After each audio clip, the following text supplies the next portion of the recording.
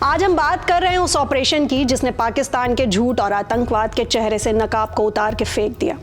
हम बात कर रहे हैं ऑपरेशन महादेव की, एक ऐसा मिशन जिसमें भारतीय सुरक्षा बलों ने 3 घातक आतंकियों को मार गिराया। लेकिन असली झटका तब लगा जब पोस्ट ऑपरेशन कुछ ऐसे सबूत सामने आए जिन्होंने पूरी दुनिया को चौंका दिया। तो पहला खुलासा, जनाजाए गायब, मौत के बाद भी पाकिस्तान का इजहार। ऑपरेशन के कुछ ही दिन बाद पीओके के काई गल्ला गांव से कुछ तस्वीरें सामने आईं। मारे गए आतंकी ताहिर हबीब का जनाजाए गायब यानी बिना शव के अंतिम संस्कार निकाला गया। अब आप सोचिए, बिना शव के इतना बड़ा जनाजा क्यों? जनाजे में शामिल थे लश्कर-ए तैयबा के आतंकी, पाकिस्तान के रिटायर्ड सैनिक और भारी भीड़।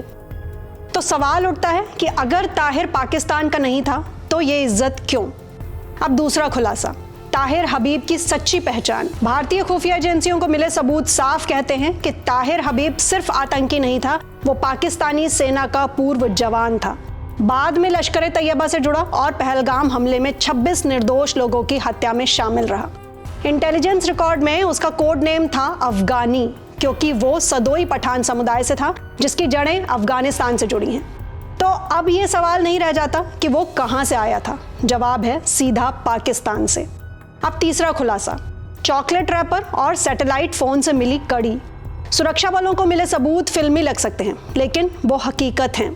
पाकिस्तानी ब्रांड की चॉकलेट का wrapper, Pakistani ID card, satellite phone के कॉल लॉग्स, इन सब ने एक ही बात साबित की कि ये आतंकी पाकिस्तान से ही भेजे गए थे। इतना ही नहीं, गृह मंत्री अमित शाह ने संसद में खुद कहा था कि पहली बार आतंकियों के पास से ऐसे दस्तावेज मिले हैं जो पाकिस्तान सरकार की ओर से जारी किए गए हैं।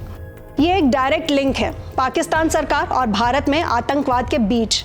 अब चौथा खुलासा, लश्कर कमांडर को भी झटका। जब ताहिर का जनाजा निकाला जा रहा था तब लश्कर का एक कमांडर भी वहां पहुंचा, लेकिन क्या हुआ? ताहिर के परिवार ने उसे शामिल होने से मना कर दिया। वहीं मौजूद लोगों ने लश्कर के खिलाफ नारेबाजी की और उनके बीच झड़प भी हुई।